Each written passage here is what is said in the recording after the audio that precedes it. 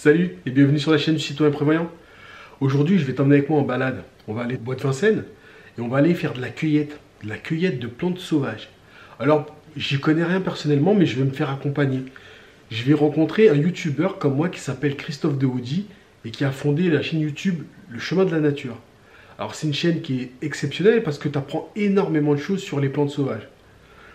Je vais à sa rencontre parce qu'on va aller se balader, je vais t'emmener avec moi et on va cueillir quelques petits spécimens de plantes et il va m'expliquer les avantages de telle ou telle plante, si elles sont comestibles, si elles ont un pouvoir médicinal et bien sûr, n'hésite pas à prendre des notes. Alors pourquoi je m'intéresse aux plantes sauvages tout d'un coup? Si tu me suis depuis quelques temps sur ma chaîne YouTube, tu as dû remarquer que de temps en temps, je te fais des vidéos sur les remèdes traditionnels. Alors je t'ai fait une vidéo sur l'argile verte, l'élixir du suédois, le miel de Manuka, l'argent colloïdal. Je t'ai même fait des vidéos sur les plantes médicinales, comme le moringa, la citronnelle, le siwak, et même le clou de girofle. Pourquoi? Parce que je m'intéresse à ces molécules naturelles qui peuvent te soigner. L'objectif à terme, c'est que j'arrive à me passer de tout ce qui est médicaments et toutes ces molécules synthétiques. Alors tu vas voir qu'on va apprendre beaucoup de choses dans cette vidéo parce que Christophe, c'est une bibliothèque vivante. C'est un vrai botaniste urbain de terrain et il va partager avec nous son savoir-faire. Je t'invite à rester jusqu'à la fin parce que tu vas apprendre beaucoup de choses. Bonjour Christophe. Bonjour. Comment vas-tu? Bien et toi? Ça va bien. Alors aujourd'hui je suis venu à ta rencontre. Présente-toi un petit peu pour les internautes. Avec plaisir. Donc, je m'appelle Christophe Dehoudi. J'ai fondé le Chemin de la Nature. De mon côté, je suis de formation naturopathe, herboriste et botaniste de terrain. Donc pour faire simple, je suis spécialiste des plantes sauvages, comestibles et médicinales. Donc ce que je transmets et ce qui me passionne, c'est vraiment du terrain, de reconnaître la plante, savoir quand l'accueillir, le moment optimal et comment l'utiliser. C'est-à-dire comment la manger, comment se soigner avec. Ok, si je comprends bien, juste à côté de nous, il y a de quoi manger.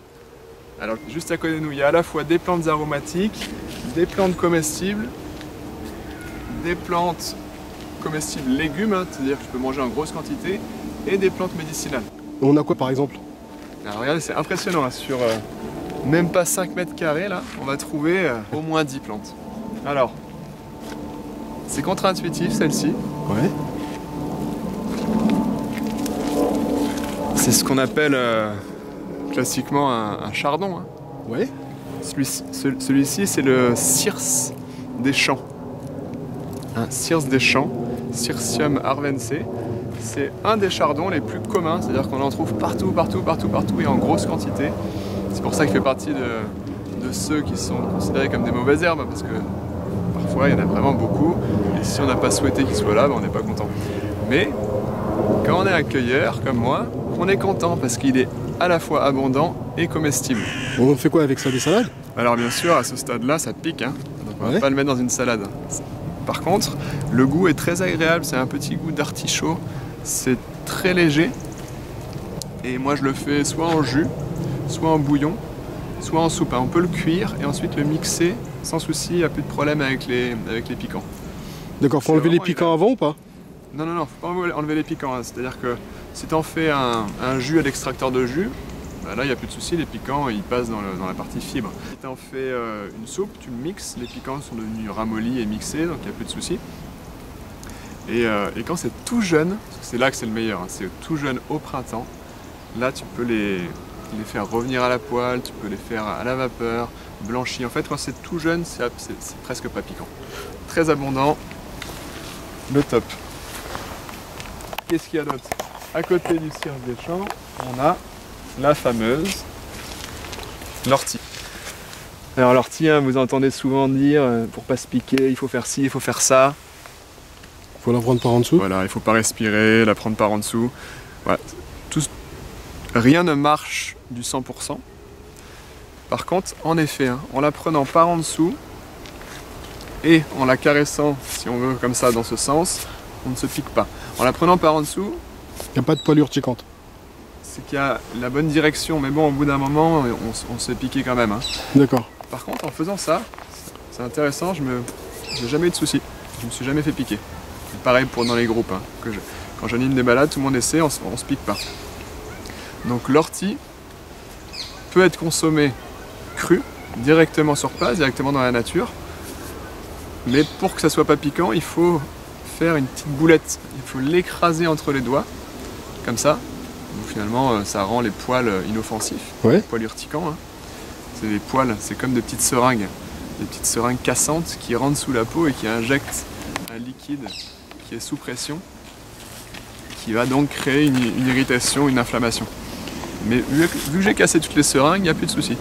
Donc on la roule, on la roule, on la roule, et là on peut la manger. Comme ça? Comme ça, direct.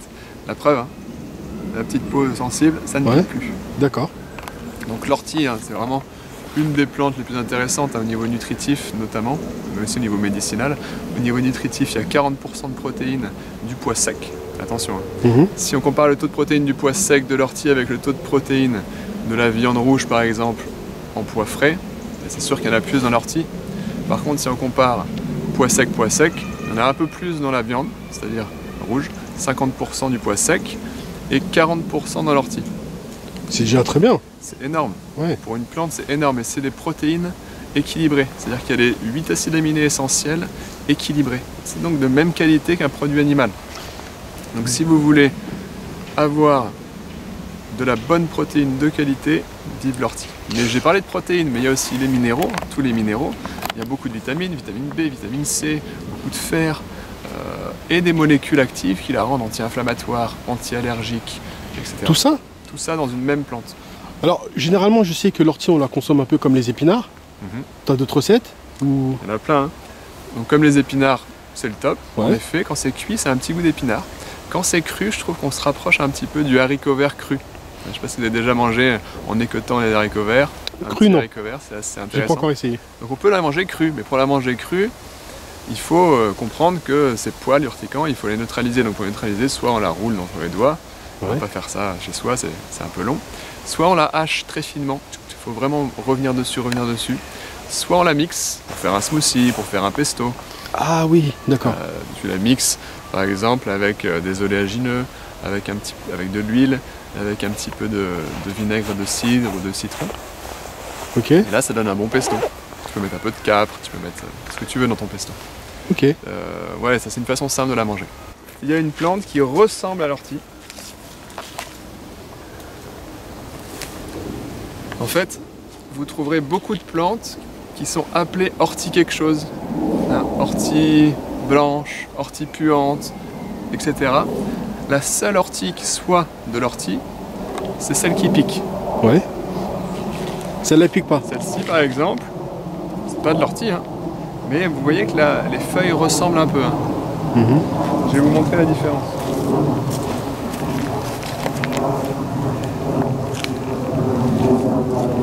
Là, je sais pas si on va voir à la caméra, mais au niveau de l'insertion de la feuille sur la tige, ça c'est pas l'ortie, hein. Ça c'est le lamier pourpre. D'accord. Lamier pourpre. Au niveau de l'insertion de la feuille sur la tige de l'ortie, ici, on voit des petites languettes. Je sais pas si vous voyez. Des petites languettes là. Oui, je les vois, On appelle ça des stipules. Donc l'ortie a des stipules au niveau de l'insertion de la feuille sur la tige. C'est celle qui pique. Celle qui pique, l'ortie. Alors que celle-ci, le lamier pourpre, n'a pas ça. Et on les mange comme l'ortie aussi? On peut les manger. En fait, toutes les plantes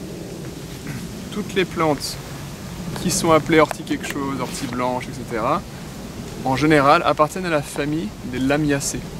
La famille des lamiacées, c'est la famille des lamiers, hein, lamier blanc, lamier pourpre, lamier jaune, etc. Mais aussi la famille de la menthe, la famille de la mélisse. D'ailleurs, la mélisse a des feuilles qui ressemblent aussi pas mal à l'ortie. Ok. Parce que la mélisse, qu'on trouve dans la nature aussi, hein, tu te balades dans la nature, si tu vois une plante qui ressemble à de l'ortie, qui n'a pas les stipules et qui sent le citron, c'est la mélisse. D'accord. En sauvage, on n'a pas d'autres plantes qui sentent le citron. Alors, sinon c'est de la citronnelle, mais la citronnelle ça vient pas de chez nous. Ou la verveine citronnée, la verveine citronnée vient pas de chez nous non plus. D'accord. Dans le jardin quoi. Donc le lamier pourpre, là on est à l'automne. L'automne, c'est une saison intéressante pour les fruits, mais aussi pour les jeunes pousses. Hein, ça c'est une jeune pousse d'ortie, d'automne. Bon, la meilleure saison pour l'ortie c'est le printemps, mais il n'empêche qu'à l'automne on a aussi des jeunes pousses pour les manger. Ça c'est une jeune pousse de lamier pourpre, c'est-à-dire que c'est une plante qui a germé à l'automne, qui est toute neuve, quoi, toute belle, toute neuve. Donc ça c'est un super stade pour la manger. C'est un petit bout de champignon, C'est une plante très abondante. Hein. Bon, toutes les plantes font des fleurs. Hein. Là, c'est juste qu'elle n'est pas encore arrivée au stade de fleurs. Elle va faire des petites fleurs pourpres en gueule de loup. Je suis un peu vite, j'ai dit toutes les plantes font des fleurs, sauf les mousses, les fougères et les prêles. Mais en fait, on mange pas les fleurs, on mange juste les feuilles. On mange tout. Ah bon? D'accord. C'est comestible, tout est comestible, donc on peut tout manger. Le plus intéressant et le plus abondant en quantité, ce sont les feuilles. Hein. Ok. Allez, une autre? Ouais, qu'est-ce qu'on a d'autre? Bah, une classique. Hein. Tout le monde la connaît, celle-ci. On va voir, je vous teste. Qu'est-ce que c'est, ça? Le Aucune idée. pissenlit. Ah, c'est... D'accord. Le pissenlit, bon, la feuille est un peu abîmée. Hein. Enfin, je connais plus la fleur Ouais. que la feuille. Donc, on l'appelle aussi dent de lion parce que c'est denté souvent. Hein. Ça peut être plus ou moins profondément denté. Un indice pour savoir si c'est bien le pissenlit, c'est de casser la feuille et on voit, je sais pas si on voit à la caméra là, mais il y a un lait. Un lait qu'on appelle un latex, un lait blanc. Oui. Donc ça c'est typique des plantes du groupe des laitues.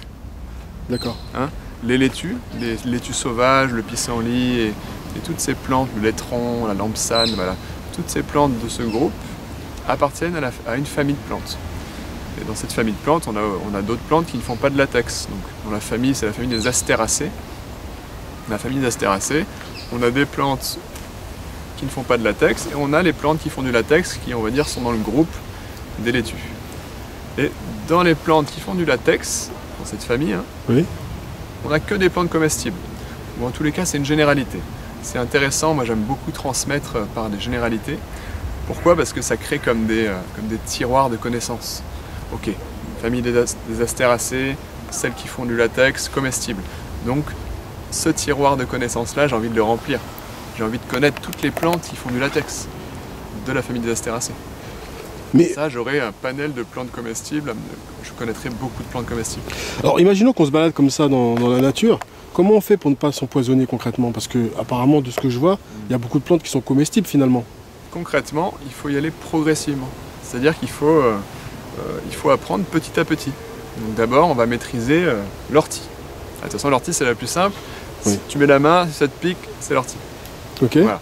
L'ortie, on va dire que tu as une plante, t'es sûr.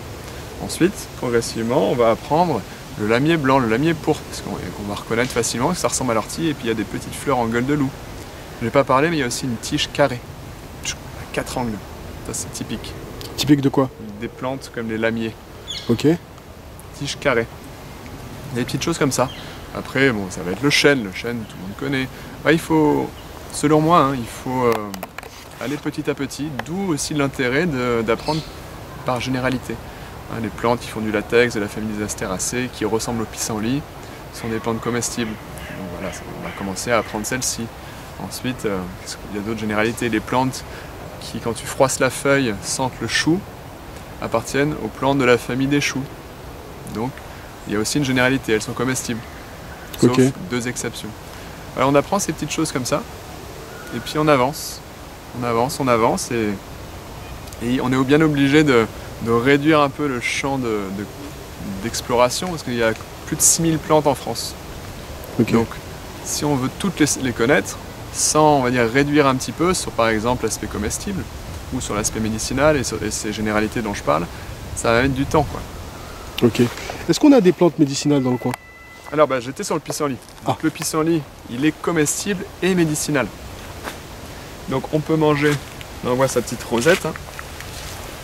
On peut manger, ce qui est le plus connu, hein, c'est de manger les feuilles. Oui. Ah, les feuilles, on peut les manger crues en salade, mais si l'endroit est assez fréquenté par des animaux, des chiens, des renards, ou qu'on est dans un élevage, un champ de vaches, un champ de moutons, dans ces cas-là, il y a des risques potentiels de parasites, et pour éliminer ce risque de parasites, il faut cuire. Mais le pissenlit cuit, c'est un régal, hein. On les fait cuire comme les épinards? On les fait cuire comme les épinards, oui, mais oui et non. C'est-à-dire que moi, je fais un peu mijoter, quand même un peu plus, et je rajoute en général un fruit de saison. C'est-à-dire qu'il y a une amertume dans le pissenlit, donc si vous adorez l'amertume, pas besoin de faire ce que je fais. Mais moi ce que je fais, c'est que je le fais mijoter avec par exemple des pommes, hein, si c'est la saison des pommes, peu importe, un fruit de saison. Les pommes, d'accord. Je rajoute à la fin un peu d'acidité, parce que l'acidité aussi réduit beaucoup l'amertume. Et je laisse mijoter comme ça une demi-heure. Parfois je mets un peu de vin, pour que la sauce soit bonne, je mets un petit peu de sauce soja. Et là ça devient un régal. Ok. On peut aussi manger la racine du pissenlit. La racine du pissenlit peut être grosse comme ça, comme une carotte, quoi. Essayez, hein. S'il y a une recette à essayer très simple, c'est de prendre cette racine, la nettoyer, la couper en petits morceaux, ou pas d'ailleurs, et la faire revenir à la poêle avec pas mal d'huile et de sel. Donc, pas beaucoup de sel, mais juste ce qu'il faut de sel, mais juste pas mal d'huile. Il faut que ça frie un peu. L'idée, c'est pas... Vous pouvez le faire frire, mais dans la poêle, vous n'êtes pas obligé d'en mettre énormément, juste ce qu'il faut. Donc, voilà, on dirait un fond d'huile. Et vous faites revenir environ 10-15 minutes, et vous allez voir, ça a un goût de frites. Un goût de frites un peu plus aromatique qu'une frite, et avec un peu de sel à l'apéro, c'est juste un bonheur. Ok, merci pour la recette. Ah oui, ce qui est excellent dans le pissenlit, c'est le bouton, l'inflorescence en bouton. C'est-à-dire le stade juste avant que l'inflorescence ne s'ouvre. Hein, si vous voulez, hein, tout ce que je vous dis là, j'en ai fait des vidéos déjà donc sur la chaîne YouTube.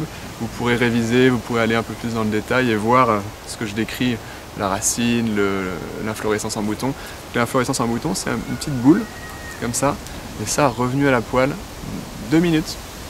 C'est fondant, ça régale aussi. On peut en faire comme des capres aussi dans le vinaigre. D'accord. Voilà, donc on mange tout, hein. On peut même manger les fleurs, le pissenlit. Puis vous avez sûrement déjà vu des champs de pissenlit, hein. Quand il y en a quoi. Donc pour faire vos stocks, on peut faire du café de pissenlit aussi. C'est-à-dire qu'on fait torréfier au four à 180 degrés la racine, jusqu'à ce qu'elle devienne brun foncé, hein, presque noir. Et hop, c'est prêt. Donc c'est sec, hein, forcément, ça a séché au four, ça a torréfié. Et après, moi je le mixe, ou alors on peut le broyer au pilon. Et puis café turc, enfin café filtre, comme on veut, quoi. Ah, c'est bon à savoir ça. Ouais, c'est très bon, en plus. Alors qu'est-ce qu'on a d'autre? Donc on a vu l'ortie, on a vu tout ce que j'ai présenté là comme plantes sont des plantes extrêmement abondantes, c'est-à-dire des plantes qu'on trouve en grande quantité, donc pas besoin de se retenir, pas besoin de... Ah, vous pouvez cueillir, quoi. On a vu l'ortie, on a vu le cirse des champs, on a vu le lamier pourpre, on a vu le pissenlit. Une petite autre très connue, très facile à reconnaître aussi, parce que les petites feuilles qui font le tour de la tige là, c'est le gaillet gratteron. On a une tige carrée aussi, et puis des feuilles qui font tout le tour de la tige. Et cette petite plante qui va grandir, hein, elle s'accroche aux vêtements. Vous pouvez faire un joli badge. Si vous voulez être originaux. Un peu comme le velcro. C'est ça. Ça fait des poils en crochet comme ça. Ça permet que ça s'accroche bien. Donc quand il y en a beaucoup, hein, vous avez juste à mettre la main à tirer, à le poser sur le pull et puis vous rentrez chez vous. Et après, qu'est-ce qu'on fait avec ça? Alors ça se mange, mais bon, vu qu'il y a des poils en crochet, je ne vais pas le faire en salade non plus. Ce que je fais, c'est des jus. Soit des jus, soit... Pour faire du jus, hein, vous n'êtes pas obligé d'avoir un extracteur de jus électrique, ni un extracteur de jus manuel d'ailleurs. Vous pouvez avoir simplement un mixeur plongeur. Oui. Et mixer la plante avec de l'eau. Bien la mixer. Et ensuite passer ça dans un sac à jus, dans un tissu ou dans une étamine à émail fine. En fait, ça va permettre, en mixant, d'extraire tout ce que contient la plante et de rendre l'eau riche du jus de la plante. Et finalement, je trouve ça intéressant parce que ça permet de consommer des quantités, on va dire, raisonnables, des quantités à taille humaine. Quand on fait du jus à l'extracteur de jus, on a besoin de beaucoup de plantes pour un petit verre de jus comme ça. Et ça fait beaucoup de molécules actives dans le corps, ça fait beaucoup à gérer. Parfois c'est trop. C'est l'équivalent de se faire une soupe avec tout ça, c'est beaucoup.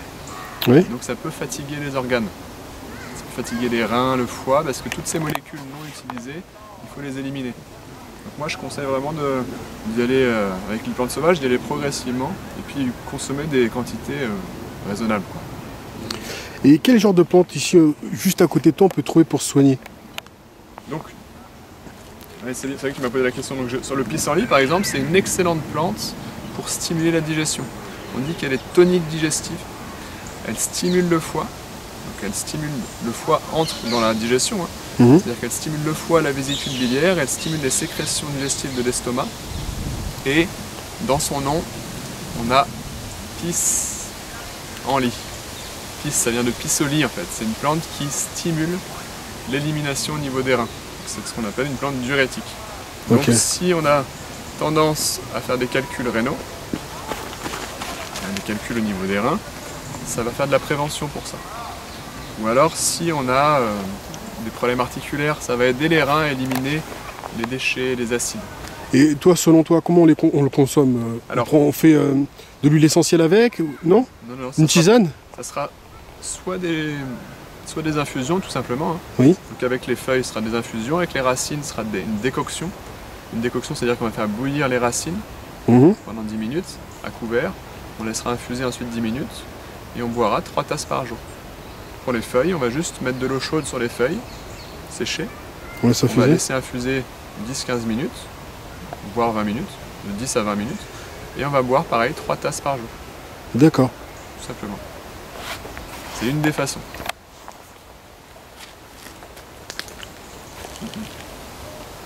Le galégratron est aussi une plante médicinale hein, qui a des propriétés en commun avec le pissenlit, c'est-à-dire que c'est une bonne diurétique. Elle aide bien à éliminer au niveau des reins. Qu'est-ce qu'on a vu d'autre comme plante? Non, l'amier pourpre, c'est pas trop une plante utilisée comme plante médicinale, ni le cirse des champs. Par contre là, on a une plante très abondante, très abondante. Petite feuille ronde, on dit qu'elle est en cœur, un peu velue comme vous voyez, pas toujours autant. Et comment s'appelle-t-elle? Qui s'appelle le lierre terrestre. Donc on la reconnaît bien aussi par ses crénelures, ses crénelés. Et finalement, pour être sûr, parce que des feuilles rondes comme ça, il y en a pas mal. Hein. Des feuilles rondes qui ressemblent à ça, il y a la violette, il y a la lierre quand il est jeune, il y a la ficaire aussi potentiellement. Mais je vous invite à sentir l'odeur de ce lierre terrestre. Et là, vous allez avoir une odeur, je dirais, mentholée, agrumes, un peu sous-bois, un peu... ouais, tout ça. Bien puissante, très puissante. Tiens. Ah ouais, c'est bien l'odeur que je sentais d'ici, effectivement. Très puissant, donc même quand on marche dedans, on le sent. Mais ça, c'est une plante aromatique de la même famille que la menthe. Ok. Tout comme le lamier pourpre, famille des lamiacées. Et ça soigne quoi, ça? Et ça soigne à la fois en externe les blessures. C'est une plante qui va être antiseptique et cicatrisante. Ah, très intéressant. Ouais. Pareil pour l'eczéma aussi, hein, pour les rougeurs, pour différents problèmes de peau. Et en interne, c'est une plante bien connue pour les bronchites. Donc elle est à la fois anti-inflammatoire des bronches et expectorante, c'est-à-dire qu'elle va faciliter l'évacuation des mucosités. Vous savez, quand on a des bronches prises, oui. Elle va aider à les évacuer, à les éliminer. Ok. Et là, c'est vrai qu'elle est optimale pour ces propriétés-là, au niveau des bronchites surtout, quand elle est en fleurs au printemps. Mais l'avantage de cette plante, je ne sais pas si vous pouvez voir avec la caméra, mais là, il y en a à perte de vue en fait. Elle fait comme un tapis. Regardez, il y en a jusqu'à là-bas. Là, il y en a partout. Il y en a partout. Pourquoi? Parce qu'elle va se reproduire par stolon. C'est des tiges qui sautent sur le sol. Un peu comme la menthe, non? Comme la menthe. Ouais, c'est ça. Comme la menthe. Et qui donc va se réenraciner. Et c'est comme ça qu'elle va se reproduire de façon végétative. Ok. Et à chaque endroit où elle s'est réenracinée, au printemps, il va y avoir une tige qui va se dresser avec des fleurs. Et ces fleurs feront des graines et ça lui permettra de se reproduire de façon sexuée. Il y a 2 façons de se reproduire pour cette plante. Ok. Donc il y en a en abondance et puis il y en a toute l'année. Donc on en a en fleurs au printemps, mais été, automne, hiver, elle est dans cet état-là, c'est-à-dire l'état de feuilles, et on peut l'utiliser. Moi ce que j'en fais, c'est... en fait j'utilise comme on peut utiliser de la menthe, mais j'utilise aussi comme... je trouve que ça marie bien avec les champignons. En ce moment c'est la saison des champignons aussi. Ouais. Genre ciselé très finement sur un velouté de champignons par exemple. Ça se marie très bien avec la pomme. Genre tout simplement mixer du jus de pomme avec cette plante, c'est un régal. Ok. Tu peux en faire un sirop que tu mets sur la tarte tatin. Tu peux faire des boissons avec du vin blanc aussi. Qu'est-ce que je fais d'autre? Des beignets. Tu prends la feuille, tu la trempes dans une pâte à beignets et psh. C'est un truc que j'adore faire, moi, c'est cuisiner dans la nature.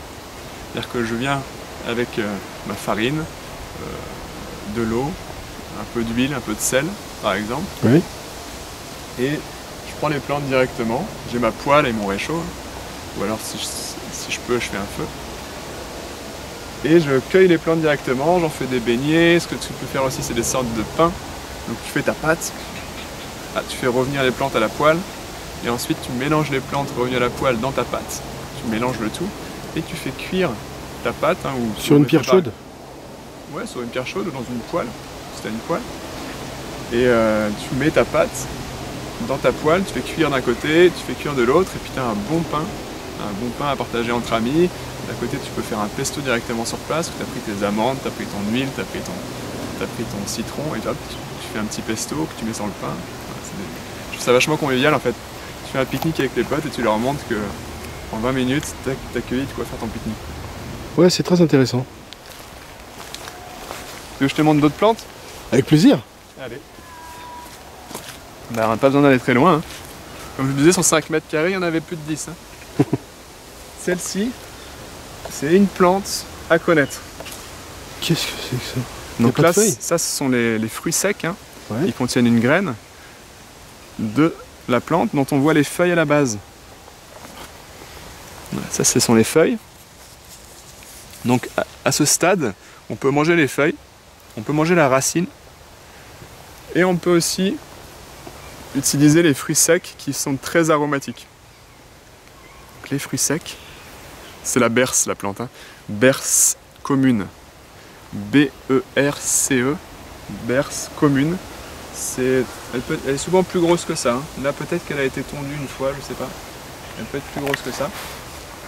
C'est une plante pareille, très commune, très abondante. On peut utiliser ces fruits qui sont très aromatiques, qui rappellent un peu l'orange amer. Donc vous pouvez faire des sirops avec, vous pouvez faire des alcools, des rhums arrangés avec, vous pouvez... Ah bon? Moi j'aime bien faire caraméliser. Ça, caraméliser, c'est très sympa. La racine, elle, est plutôt comme un condiment parce qu'elle est très piquante. Elle est piquante, donc elle va relever vos plats. Alors que les feuilles sont plutôt à manger comme un légume. Moi j'en fais souvent du pesto. Hein. Enfin, ce que j'appelle pesto, c'est en fait une sorte de tartinade. Hein. Je mixe la plante avec de l'huile, avec du sel. Un peu d'ail. De l'ail si on veut. Peut-être du pain. Sans ail, c'est très bon. Et après, sur du pain ou sur les légumes, dans le riz. Mmh. On peut les faire revenir à la poêle, c'est juste excellent. Ciselés, revenus à la poêle. Rien que comme ça, c'est le top. La berce commune, comme son nom l'indique, elle est commune, elle est abondante, elle est vivace, ça veut dire qu'elle vit plusieurs années. Donc, si vous la tondez, si vous avez un jardin avec de la berce, si vous passez la tondeuse, à un stade où les feuilles sont pas très belles par exemple, ça va repousser en jeunes pousses. Donc c'est reparti pour avoir des nouvelles bonnes jeunes pousses. C'est bon à savoir. Yes. Comment on peut faire pour en apprendre plus sur toutes ces plantes? Pour en apprendre plus, l'idéal c'est de se former. Hein. Donc pour se former, vous pouvez faire des sorties si vous êtes en Ile-de-France avec nous. Hein. Donc le chemin de la nature, c'est moi l'animateur principal aujourd'hui, mais on est de plus en plus. Vous pouvez aussi suivre notre formation en ligne. Donc on a créé une formation en ligne, vraiment la formation que j'aurais rêvé avoir. Parce que j'ai suivi beaucoup d'écoles, hein, d'herboristerie, des formations en ligne chez les Américains, chez les Français, une école de naturopathie. Et j'ai eu des frustrations dans la façon de transmettre. Même j'ai beaucoup appris en autodidacte avec les livres. Ça demande beaucoup de temps et c'est pas toujours très pragmatique, très concret. Donc voilà, j'ai décidé de créer une formation qui soit la plus pratique, c'est-à-dire qui te donne l'essentiel pour mettre en pratique, comprendre, mettre en pratique et utiliser. Donc c'est une formation complète malgré tout, hein, c'est-à-dire qui part de la botanique, à comment cueillir, quels outils avoir, des recettes filmées, tout est filmé, très bien monté, avec le PDF qui va avec. Et l'idée c'est d'être autonome en fait. Voilà. Une fois qu'on a acheté la formation, on a accès à vie. Et vous pouvez revenir en permanence et à chaque saison aller sur la fiche plante en question, regarder le détail pour la reconnaître, les vidéos dans le détail, parce qu'on fait des vidéos aussi à tous les stades de la plante, pour voir la plante quand elle est jeune, quand elle est en feuilles un peu plus grande, quand elle est en fleurs, en fruits. Et on compare hein, la plante dans la nature. Si jamais on a un doute, il y a toujours les forums d'identification. Vous pouvez poster vos photos sur les forums et on vous dit oui c'est ça, non c'est pas ça, attention, celle-ci est toxique. Et derrière vous avez toutes nos recettes, hein, des recettes pour se soigner et des recettes culinaires. Donc en fait, c'est une sorte de formation continue? Accessible à vie. D'accord. Donc en fait, la personne a accès, on l'a lancé là avril dernier, il y a 650 personnes qui se sont inscrites. Et donc on a déjà beaucoup de témoignages de gens contents qui apprécient beaucoup la formation. Et l'idée c'est vraiment que on ne peut pas acquérir cette connaissance sur une courte période en fait. Tout à fait, ouais. Il faut, c'est la passion et puis c'est la pratique, la mise en pratique sur le terrain qui fait qu'on assimile. Donc l'idée c'est d'aller sur le terrain par soi-même, d'aller ensuite sur la fiche plante, de mettre en pratique, de tester les recettes, d'en tester d'autres, d'échanger sur les forums, de poster ses photos. Et progressivement, on va plutôt maîtriser une saison qu'une autre, une famille de plantes qu'une autre. Et on y va progressivement. Et puis, vu que c'est accessible à vie, on peut revenir dessus dès qu'on a envie. En fait. Ok, donc à partir de cette formation, je pourrais devenir autonome dans la nature. Pouvoir me soigner, pouvoir me nourrir. En tout cas, il y a tout ce qu'il faut pour l'être. Et ensuite, il faut travailler. Il faut étudier, il faut voir les vidéos, les revoir, il faut aller sur le terrain, il faut mettre en pratique faut tout mettre en pratique, quoi. D'accord. Je te remercie Christophe. Avec plaisir.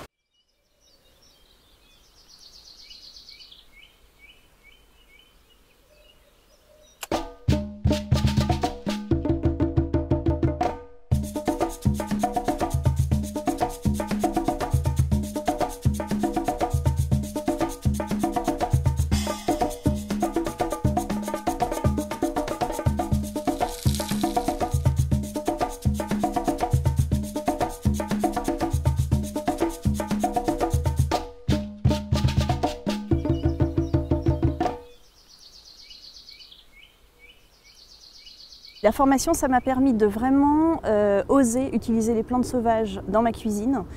J'avais une petite appréhension avant, voire je me l'interdisais complètement. Et maintenant, voilà, c'est beaucoup plus simple et rassurant d'utiliser les plantes sauvages. C'est un jeu de piste, hein, c'est une découverte un peu de tout ce que la nature peut offrir et qui est très généreuse. Bonjour chers amis, me voici avec l'ortie. Aujourd'hui, je suis avec la ballotte noire. Je suis en sous-bois avec mon ami les pierres des bois, Stachys sylvatica. C'est extrêmement enrichissant, intellectuellement parlant, sensoriellement parlant. Moi j'adore me balader et puis dire tiens ça c'est ça, ça c'est ça, ça c'est ça. Et on s'enrichit aussi parce qu'on dépense moins dans les supermarchés. C'est vraiment cette approche croisée entre à la fois je vais manger mieux, je vais me soigner, je vais apprendre des choses sur la nature. Limite c'est du développement personnel.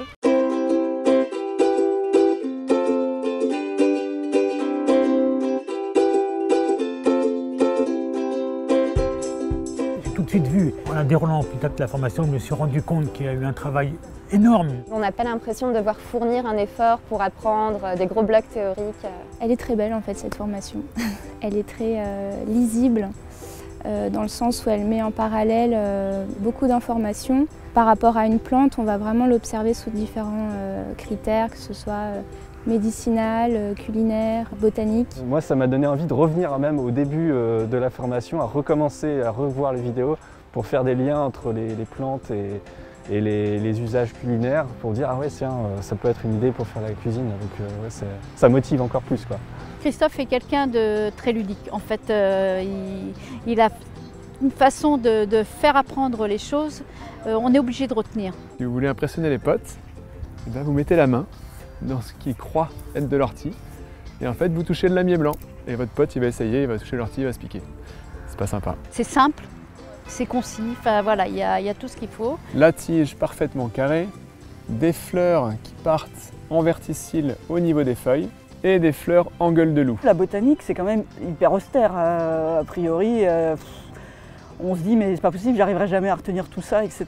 Et là, la manière dont c'est fait, parce que voilà, il y a de l'humour, il y a des petites anecdotes, hop, le petit truc qui va nous accrocher et qui va faire que ah bon bah ça y est, ça c'est rentré. C'est beau, c'est intéressant, c'est fluide, donc c'est vraiment une expérience hyper agréable. Et moi j'adore les MOOC, donc j'en fais pas mal.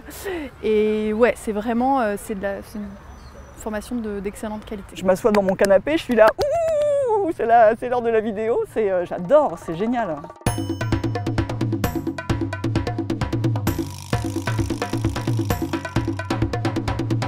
Voilà, la vidéo arrive à sa fin, j'espère que tu auras appris beaucoup de choses et surtout que tu as pris des notes. Je te mettrai en barre d'infos tous les liens utiles, notamment le lien vers la formation de Christophe Deaudy, si dans le cas où tu as envie d'apprendre et d'améliorer tes connaissances sur les plantes sauvages. Si tu as aimé cette vidéo, je t'invite à m'encourager, à me laisser un petit pouce bleu, à t'abonner sur la chaîne du Citoyen Prévoyant si ce n'est toujours pas fait. Et je te dis à très bientôt pour une nouvelle vidéo du Citoyen Prévoyant. Ciao!